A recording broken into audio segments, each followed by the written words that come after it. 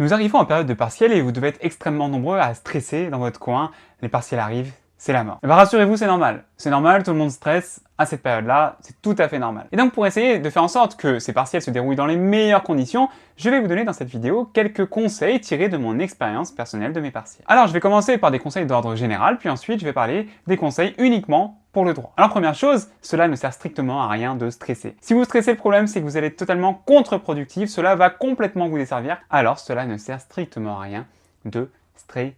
Dites-vous que si au pire vous ratez les partiels, eh bien vous aurez toujours les rattrapages. Et puis même si vous ratez les rattrapages, eh bien vous aurez encore la possibilité de redoubler. Les redoublements, ce n'est pas une fin en soi. Moi-même, j'ai redoublé ma première année de droit et ça a vraiment été la meilleure décision que j'ai prise de ma vie. Ensuite, deuxième conseil d'ordre général que je puis vous donner, c'est d'être dans les meilleures conditions physiques pour le partiel. Qu'est-ce que cela veut dire?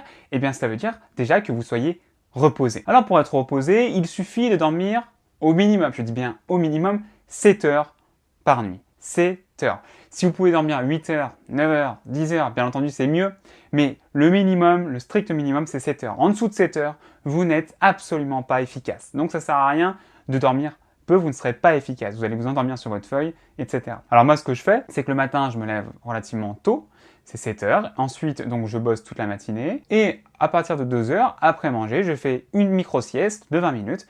Et après cette micro-sieste, je pète le feu. Donc vraiment, je pète le feu. C'est une expression très ancienne d'ailleurs, qui n'a pas été utilisée depuis 1937, mais peu importe, je pète le feu.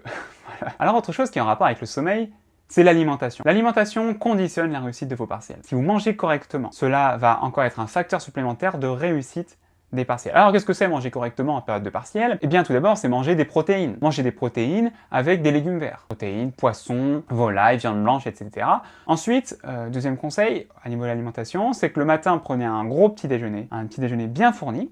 Ensuite le midi mangez correctement et le soir essayez de manger le moins possible. Une petite soupe, ça peut suffire. Et en plus de tout ça, si vous avez le temps de faire du sport pendant les partiels, mais c'est encore mieux. Alors je sais que c'est extrêmement difficile de trouver un créneau pour faire du sport, mais si vous avez le temps, je sais pas, par exemple d'aller courir une demi-heure pendant plein de périodes de partiels, qu'est-ce que vous allez être bien pour bosser, qu'est-ce que vous allez être bien pour réviser, qu'est-ce que vous allez être productif le jour du partiel. Et même par exemple si vous avez un partiel à 14 h l'après-midi, eh bien allez courir le matin très tôt et ensuite commencez vos révisions pour ce partiel de 14 heures. C'est vraiment un conseil que je peux vous donner, même si vous avez un partiel à 9 heures, si vous pouvez vous lever tôt pour aller courir ne serait-ce que 20 minutes, vous verrez que pour le partiel, vous serez hyper productif. Ensuite, vous allez sûrement éprouver une sensation qui nous est tous arrivée, c'est de se dire la veille du partiel, je ne sais rien. Je ne sais plus rien, j'ai appris pendant 2 semaines, 3 semaines tel cours, mais j'ai l'impression de ne rien savoir. Eh bien, rassurez-vous, cette sensation est extrêmement normale et le lendemain, le jour du partiel, vous verrez que vous aurez tout retrouvé dans votre petit cerveau de moineau. Donc vraiment, ce n'est qu'une simple impression. Maintenant, les conseils qui s'appliquent uniquement pour les partiels de droit. Premier conseil que je peux vous donner, c'est d'apprendre le plan de votre cours.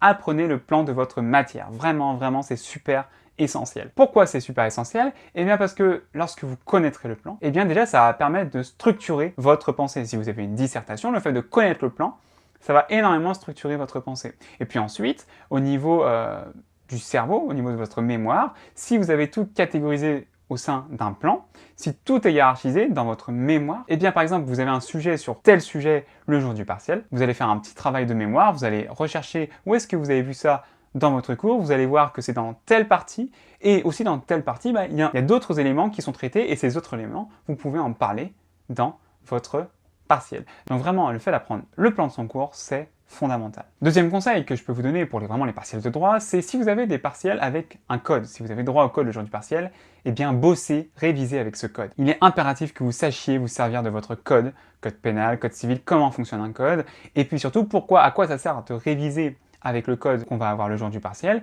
Eh bien ça sert, le jour du partiel, admettons que vous avez un commentaire d'arrêt ou même un cas pratique, eh bien puisque dans vos révisions, vous êtes allé voir dans votre code, vous êtes allé voir tel arrêt qui était cité dans votre cours, vous êtes allé le chercher dans votre code, eh bien, le jour du partiel, vous allez le retrouver naturellement dans votre code. Donc, le fait d'avoir bossé avec votre code, le fait d'avoir révisé avec votre code, ça va vous donner un gain de temps considérable le jour du partiel. Ensuite, autre conseil, ne négligez surtout pas les petites matières. Ça sert à rien de négliger les petites matières. Ce sont généralement ces petites matières qui peuvent vous faire réussir une année. En effet, si vous avez 18, 19 dans une matière comme ça, ça peut considérablement vous faire augmenter votre moyenne. Alors qu'en revanche, ce sera 10 fois plus pénalisant si vous avez un 2 ou un 3 dans telle matière.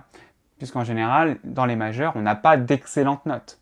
Donc c'est pour ça, ces petites matières, eh bien, vous permettent d'avoir potentiellement votre année. Donc, ne les négligez pas. Et puis, d'autant plus que généralement, c'est des QCM ou des questions de cours. Donc, vraiment, ne les négligez pas. C'est facile d'avoir des points pour ces petites matières. Ensuite, autre petit conseil, apprenez à gérer votre temps. Pour cela, mettez-vous dans les conditions d'examen. Prenez un cas pratique, prenez un commentaire d'arrêt et mettez-vous dans les conditions d'examen, par exemple 3 heures. Vous mettez chez vous, vous bossez pendant 3 heures, essayez de faire ce cas pratique ou ce commentaire d'arrêt.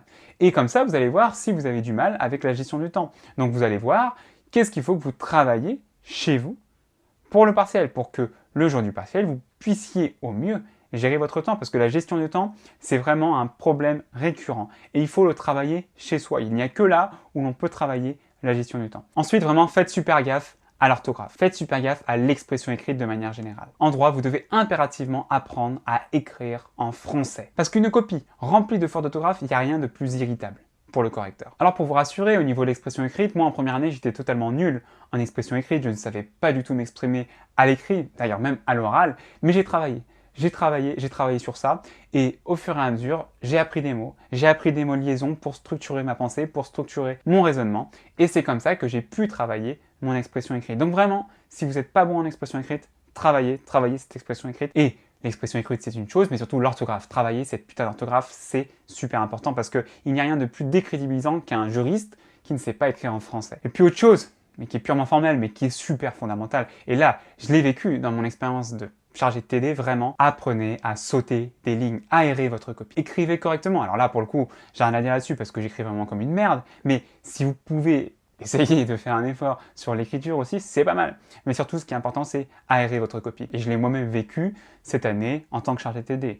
Quand je voyais des copies qui étaient en bloc, eh ben, j'avais absolument pas envie de les lire. Bon, bien sûr, je les ai lus, mais j'avais absolument pas envie de les lire. Sixième conseil que je peux vous donner, c'est soigner votre introduction. C'est la première impression que va avoir votre correcteur, et si vous avez une super introduction qui détonne, le correcteur aura plus de facilité à vous mettre une bonne note. Comment travailler une introduction? Je prends l'exemple du commentaire d'arrêt, ou même d'une dissertation, il faut absolument que vous soyez bon en accroche. Alors moi, ce que je vous conseille de faire, c'est chez vous, lorsque vous préparez votre partiel, eh bien, par exemple, si vous avez une dissertation en droit constitutionnel, par thématique de droit constitutionnel, faites une checklist. Par exemple, la séparation des pouvoirs, prenez 2-3 citations et 2-3 faits d'actualité. Pour l'État, État fédéral, tout ça, prenez 2-3 citations actualité. Pour la Constitution, 2-3 citations actualité. Comme ça, le jour du partiel, eh bien, vous utiliserez, en fonction du thème sur lequel vous tombez, vous utiliserez une des citations ou un des faits d'actualité que vous aurez vu précédemment. Ensuite, quelques conseils par rapport aux différents exercices qui peuvent vous être proposés. Commençons par la dissertation. Moi, vraiment, le premier conseil que je vous donne en matière de dissertation, c'est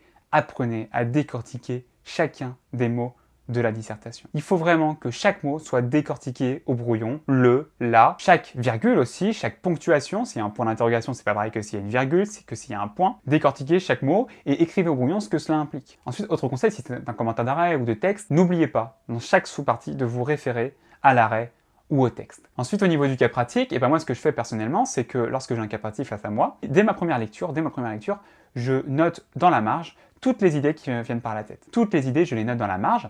Comme ça, au moins, je ne perds aucune idée. Parce que vraiment, quand vous avez une idée, là encore, écrivez-la au brouillon, écrivez-la quelque part, parce qu'après, l'idée partira. L'idée est volatile, vous savez. Enfin, si ce sont des questions de cours, utilisez la technique de l'entonnoir. C'est quoi la technique de l'entonnoir? C'est partir de général pour aller au particulier, tout simplement. Le général, c'est quoi? Par exemple, si on prend un exemple Infans Conceptus, le sujet c'est Infans Conceptus, eh bien, au lieu de partir directement sur Infans Conceptus, parler du fait que la personnalité juridique commence à la naissance, elle s'arrête à la mort, mais l'enfant à naître n'est pas une personne, cependant par exception, il peut recevoir certains droits par l'effet de la maxime Infans Conceptus, et ensuite vous allez sur Infans Conceptus. Bon les amigos, j'en ai terminé pour cette vidéo, j'espère qu'elle vous aura plu sincèrement. En tout cas, moi j'ai mis du cœur à la faire. Je vous encourage, je suis à fond derrière vous pour les partiels, les gars, vraiment, défoncez tout, défoncez tout, défoncez tout. Vous allez voir, vous allez réussir, c'est sûr que vous allez réussir. Si vous êtes dans des bonnes conditions, vous allez sûrement réussir. Donc je suis à fond derrière vous, ne lâchez rien. Et puis si vous avez un échec, c'est pas grave, vous allez rebondir, c'est certain. Rien n'est jamais perdu. Si vous avez raté une épreuve, continuez, c'est pas grave. Laissez-la de côté, ces épreuves. Passez à autre chose. Et puis si la vidéo vous a plu, eh bien comme d'habitude, lâchez-moi un gros pouce en l'air. Et puis n'oubliez pas de vous abonner à la chaîne surtout. Et puis si vous voulez recevoir les notifications à propos de ma chaîne, eh bien vous n'avez qu'à appuyer sur la petite sonnette pour les recevoir. Allez, je vous embrasse, ciao, bye.